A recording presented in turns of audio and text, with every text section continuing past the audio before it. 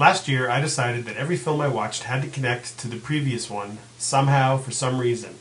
Now, because I see a lot of movies in theaters, and it's really hard to connect things when you get free preview tickets and stuff like that, I didn't want to have to connect the new movies in the theater. So I only connected movies on DVD, Blu-ray, or on TV. So this way, in 2009, I ended up watching 66 films, which is down from 106 the previous year, but still pretty good. Managed to make all the connections. I can't believe I did it, but I did. So without further ado, here is a year of movie connections, starting with, on January 1, The Deer Hunter, which starred Meryl Streep, who was also in Adaptation, which was written by screenwriting twins, technically just like Casablanca, which starred Ingrid Bergman, who's not the same Ingrid Bergman once married to or even related to, but shares the same last name as Ingmar Bergman, who directed The Seventh Seal, which starred Max von Sydow, who was also in Hannah and Her Sisters, which featured J.T. Walsh, who was also in A Few Good Men, which starred Jack Nicholson, as did The Shining, which figures creepy twins, just like Big Fish, which stars Ewan McGregor, who had two shows about cross-country buddy motorcycle rides, which is similar to the plot of Easy Rider, which features the location where once lived an aging film star, just like in Sunset Boulevard, which was directed by Billy Wilder, who also helmed Irma la Douce, that took place in Paris, just like An American in Paris, which features the premise come from away, falls in love with someone from the film's location, just like A Sunday in Kigali, in which genocide features prominently, just like in La Vita e Bella, Life is Beautiful, a Holocaust film, just like The Pianist, which is about a composer, as is The Red Shoes, which was made by the Archers, just like A Canterbury Tale, which was a by-bonds propaganda film from World War II, as was Lifeboat, which was directed by Alfred Hitchcock, just like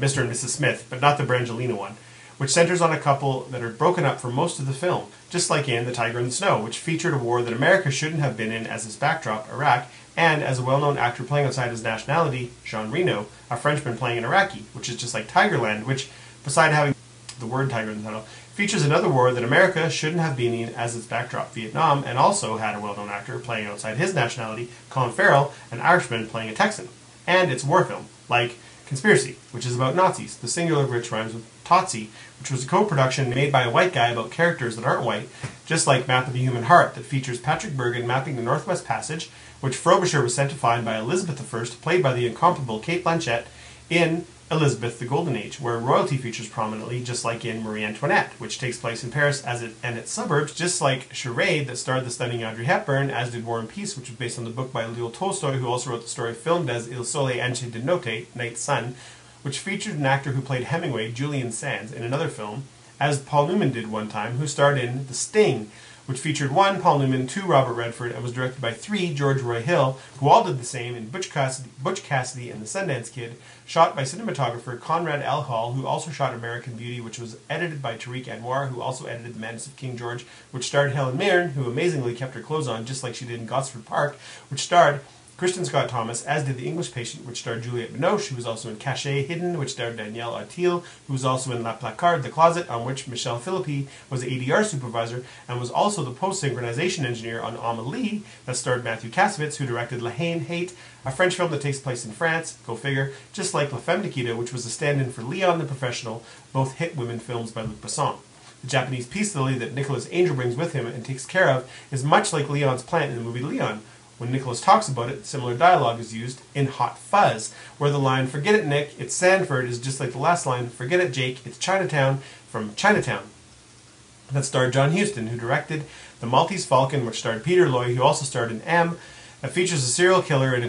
who is terrorizing his city, as well as the cops and organized crime, both trying to stop the killer, just like Summer of Sam,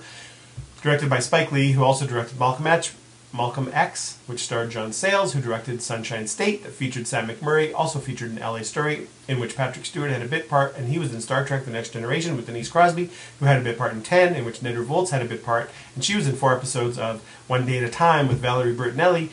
who played herself in Saved, which follows the zany hijinks of a gaggle of high school girls, just like Mean Girls, which starred Neil Flynn, who was in the TV show Scrubs, and Zach Braff, who directed and stars in Garden State, which starred Ian Holm, who was also in Time Bandits, which featured Katherine Hellman, and as did Family Plot, production designed by Henry Bumstead, as was Flags of Our Fathers, where the negative cutter was Mo Henry, who did the same one before Sunset, that featured Louise Lemoyne Torres, who was in an episode of the long-running French television show Commissaire Moulin, entitled La Promesse, Just like the film La Promesse, which features illegal aliens coming to a new world and trying to get by just making a living, which is very similar thematically to Johnny Depp's character, where he's an inventor's creation, not like the rest of us, and thus has no social security number, etc., putting him in the same boat, as it were, in Edward Scissorhands, where the main characters only kiss each other once, and virtually not until the final scene, just like in Pride and Prejudice, but not the one with Colin Firth, which would have also connected to the next film, but the one with Keira Knightley, which also stars Carey Mulligan, who was in And When Did You Last See Your Father, which did star Colin Firth, but also featured Matthew Beard, who played almost love interest with Carey Mulligan, as they also did in An Education, which starred Alfred Molina, who played Diego Rivera in Frida, which featured Ashley Judd, who starred in Bug, which had Brian F. O'Byrne, who was in Flash Forward with Joseph Fiennes, who played Shakespeare in Shakespeare in Love, that featured Tom Wilkinson, who was also in Eternal Sunshine of the Spotless Mind, which was written by Charlie Kaufman, who also wrote and directed Synecdoche, New York, in which Amy Wright played the Burning House realtor, who, to get us all the way back to movie 1 from January 1, bring us full circle for this year of connections, just happened to play one of the bridesmaids in The Deer Hunter.